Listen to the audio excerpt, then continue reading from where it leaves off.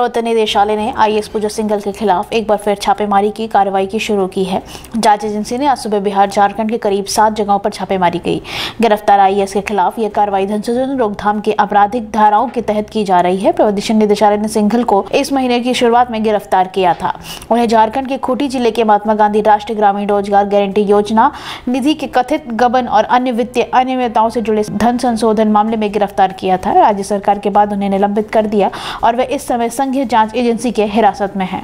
अगली खबर, कर्नाटक कांग्रेस के वरिष्ठ नेता सिद्धरामैया बीफ को लेकर दिए गए बयान में चर्चा में आ गए हैं। उन्होंने कहा कि वे एक हिंदू हैं और उन्हें अभी तक बीफ नहीं खाया है, लेकिन अगर वो चाहें तो बीफ जरूर खाएंगे। उनके इस बयान को लेकर अभी तक किसी की अन्य पक्ष की प्रतिक्रिया सामने नहीं आई है। कर्नाटक के तुमकुर जिले की एक सभा को संबोधित करते हुए सिद्धरामैया ने आरएसएस पर धर्मों के बीच अवरोध पैदा करने का आरोप लगाया। उन्होंने कहा बीफ खाने वाले सिर्फ एक समुदाय के नहीं हो सकते। उन्होंने कहा मैं हिंदू हूँ, मैंने अभी तक बीफ नहीं खाया है, लेकिन अगर मैं चाहूँ तो उसको जरूर खाऊंगा। अगली खबर, उत्तर प्रदेश के बुलंदशहर जिले के खड़े ट्रक से स्कॉर्पियो की टक्कर हो गई। इस हादसे में 5 लोगों की मौत हो गई है, जबकि 6 लोग घायल हो गए हैं। घटना पर मुख्यमंत्री योगी आदित्यनाथ ने दुख जताया और घायलों के उपचार के लिए अधिकारियों को निर्देश दिए हैं। पुलिस अधीक्षक संतोष कुमार सिंह ने बताया कि बुलंदशहर मेरठ हाईवे में एक स्कॉर्पियो में सवार सभी लोग केदारनाथ दर्शन के लिए जा रहे थे। वहीं सड़क पर खड़े एक खराब ट्रक खड़ा था, जिससे उसकी टक्कर हो गई। इस हादसे में 5 लोगों की मौत और 6 लोग घायल हो गए हैं। सभी घायलों को अस्पताल भेजा गया है, जबकि शव को पोस्टमार्टम के लिए भेजा जा रहा है। डीएम चंद्र प्रकाश सिंह और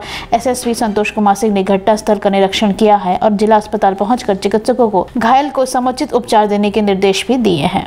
अगली खबर, वाराणसी की ज्ञानव्यापी मस्जिद छिड़े विवाद के बाद आज देश की राजधानी दिल्ली में स्थित ऐतिहासिक स्मारक कुतुब मीनार को लेकर भी कोर्ट में सुनवाई होनी है। इस बीच कुतुब मीनार मस्जिद के इमाम शेर मोहम्मद ने बड़ा दावा करते हुए कहा कि भारतीय पुरातत्व सर्वेक्षण के ने वहां नमाज पढ़ने पर रोक लगा दी है। इमाम ने कहा कि कुतुब मीनार मस्जिद में 13 मई जिस दिन जुम्मे की नमाज पढ़ी जानी थी तभी से रोक लगा दी गई है। उन्होंने कहा कि 13 तारीख को एक गार्ड आया, उसने कहा कि वह एएसआई की टीम आई है जिसे मिलना चाहती है। इसके बाद टीम ने मुझसे कहा कि आज से कुतुब मीनार में नमाज नहीं पढ़ी जाएगी। तब हमने उनसे कहा कि महज 4 लोग हैं, हमें नमाज पढ़ने दे, बाहरी लोगों को नमाज पढ़ने की अनुमति नहीं दी जाएगी। अगली खबर, ज्ञानव्यापी मस्जिद के मुद्दे पर लगातार हो रही राजनीति के बीच वाराणसी की अदालत ने असदुद्दीन ओवैसी और इनके भाई अकबरुद्दीन ओवैसी और समाजवादी पार्टी के अध्यक्ष अखिलेश यादव के खिलाफ धार्मिक भावनाएं भड़काने के आरोप में मामला दर्ज करने के लिए अर्जी डाली गई है। इस आवेदन में यह मांग की गई है कि अदालत पुलिस को एफआईआर दर्ज कराने के निर्देश दे। अधिवक्ता हरीश पांडे ने कहा कि राजनीति जगत के ये बड़े नेता ज्ञानव्यापी मस्जिद और काशी विश्वनाथ मंदिर परिसर के नाम पर धार्मिक भावनाएं भड़काकर वाराणसी का माहौल खराब करने की कोशिश कर रहे हैं और अदालत को इसका संज्ञान लेना चाहिए। पांडे ने आगे कहा कि सुप्रीम कोर्ट द्वारा इस मामले पर टिप्पणी नहीं करने के बावजूद ये नेता वोट के लिए लोगों की भावनाओं को भड़काने की कोशिश कर रहे हैं। इस बीच बजरंग दल के सैकड़ों कार्यकर्ताओं ने पिछले हफ्ते कानपुर में अखिलेश यादव,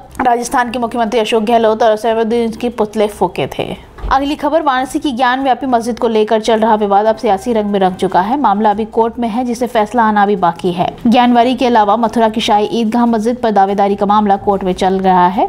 दिल्ली के कुतुब मीनार और आगरा के ताजमहल के बंद पड़े 22 कमरों को खुलवाने की मांग की जा रही है। कारण इन मामलों में इतिहास और मुगल काल से जोड़कर देखा जा रहा है। असदुद्दीन ओवैसी ने मुसलमानों को लेकर बड़ा दावा किया है। ओवैसी ने अपने फेसबुक पोस्ट में इतिहास और मुगल काल को लेकर दावा किया। ओवैसी ने अपने पोस्ट में कहा कि भारत के मुसलमानों का मुगलों से कोई रिश्ता नहीं है। उन्होंने फेसबुक पोस्ट पर सवाल भी उठाया। ओवैसी ने यह सवाल किया कि मुगलों का भारत के मुसलमानों से कोई रिश्ता नहीं है, लेकिन ये बताओ कि मुगल बादशाहों की बीवियां कौन थी। ओवैसी की इस पोस्ट से बड़ा विवाद खड़ा हो गया है। अगली खबर, उत्तर प्रदेश में इन दिनों समाजवादी पार्टी प्रमुख अखिलेश यादव अपने ही गठबंधन दलों के निशाने पर हैं। पहले चाचा शिवपाल यादव के बाद आजम खां और अब बसपा प्रमुख ओम प्रकाश राजभर के निशाने में आए हैं। ओपी राजभर ने कहा कि हमने उनके साथ मिलकर अपने इलाकों में ताकत दिखाई, लेकिन उनके इलाकों में हम पिट गए तो हम क्या कर सकते हैं।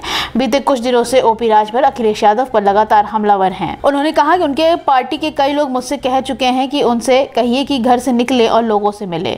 हम तो उनके साथ 4 महीने पहले आए थे, तो हमने उनके साथ मिलकर अपने इलाके में ताकत दिखाई, लेकिन उनके इलाके में ही हम पिट गए तो हम क्या कर सकते हैं। ये बातें उन्होंने विधानसभा की कार्यवाही में हिस्सा लेने के जाते वक्त लखनऊ में कही। अगली खबर, कर्नाटक से विधान परिषद के आगामी द्विवार्षिक चुनाव के लिए मंगलवार को भाजपा ने अपने 5 उम्मीदवारों का नाम नाम का ऐलान कर दिया है। इस लिस्ट को प्रदेश पूर्व मुख्यमंत्री येदियुरप्पा के लिए एक बड़े झटके के तौर पर देखा जा रहा है, क्योंकि उनकी तमाम कोशिशों के बावजूद भाजपा ने उनके बेटे विजयेंद्र को उम्मीदवार नहीं बनाया है। भाजपा के राष्ट्रीय महासचिव एवं कार्यालय प्रभारी अरुण सिंह ने उम्मीदवारों की सूची जाहिर करते हुए बताया कि पार्टी की केंद्रीय चुनाव समिति ने कर्नाटक से विधान परिषद के आगामी द्विवार्षिक चुनाव के लिए लक्ष्मण संगप्पा सववादी, चलुवादी नारायण स्वामी, हेमलता नायक और एस केशव प्रसाद को उम्मीदवार बनाने का फैसला किया है। इसके साथ ही भाजपा ने कर्नाटक विधान परिषद के शिक्षक निर्वाचित श्रेणी से होने वाले द्विवार्षिक चुनाव के लिए बसवराज होराटी को अपना उम्मीदवार बनाया है। अगली खबर, हाल ही में सुप्रीम कोर्ट से अंतरिम जमानत मिलने के बाद सीतापुर जेल से बाहर आए समाजवादी पार्टी के नेता आजम खान एक बार फिर देश की सबसे बड़ी अदालत का दरवाजा खटखटाया है।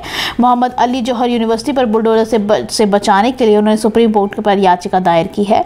कोर्ट ने इस सुनवाई को लेकर स्वीकार किया है। वरिष्ठ वकील कपिल सिब्बल इस मुद्दे को जस्टिस डी.वाई. चंद्रचूड़ और बेला एम. त्रिवेदी के बेंच की तुरंत सुनवाई की मांग की है। बेंच के इस सप्ताह की सुनवाई के लिए लिस्ट करने को कहा जा रहा है। 22 मई को इलाहाबाद हाई कोर्ट ने सपा नेता ओवको पर भूमि अवैध कब्जे से जुड़े केस में जमानत दी थी। यह केस वक्फ बोर्ड की संपत्ति पर अवैध कब्जे से संबंधित था। अगली खबर, केरल के मुख्यमंत्री पिनराई विजयन ने कांग्रेस पर तंज कसते हुए कहा कि पार्टी के एक ऐसा सिस्टम बन गई है जो लोगों को बीजेपी में भेजने का काम करती है।